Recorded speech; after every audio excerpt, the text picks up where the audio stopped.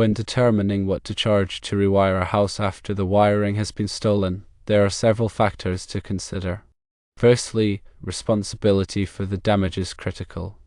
Determining who is responsible for the damage is crucial. If it was due to the builder's negligence or a third party, you may not be liable for any additional costs. Secondly, contractual obligations also matter. The terms of your contract should specify how to handle unforeseen circumstances, such as damage to materials. If your contract does not address this, it's important to seek legal advice. Thirdly, consider the cost of the rewire. The cost of rewiring the house will depend on various factors, including the size of the house, complexity of the wiring, and current market rates. And fourthly, ensure fairness to you and the builder. You should be fairly compensated for the additional work, while also considering the builder's financial situation. Here are some recommendations to follow. Number 1. Communicate with the builder.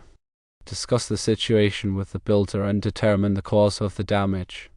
If they are at fault, you can request full compensation for the rewiring. Number 2. Get an estimate. Obtain a detailed estimate from a qualified electrician for the cost of rewiring the house. This will provide a basis for negotiation. Number 3. Negotiate a fair price. Consider a fair price that covers your costs, including materials, labor, and any potential delays. Be willing to negotiate based on the circumstances. And number 4. Document the agreement. Put the agreed upon price and terms in writing to avoid future disputes. For example, let's assume you were originally paid $10,000 based on 3,000 square feet at $3.33 per foot.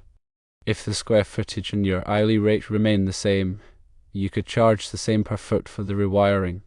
However, this may not be practical if the damage requires additional labor or materials.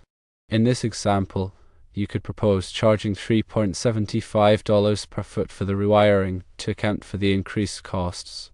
This would result in an additional $1,250.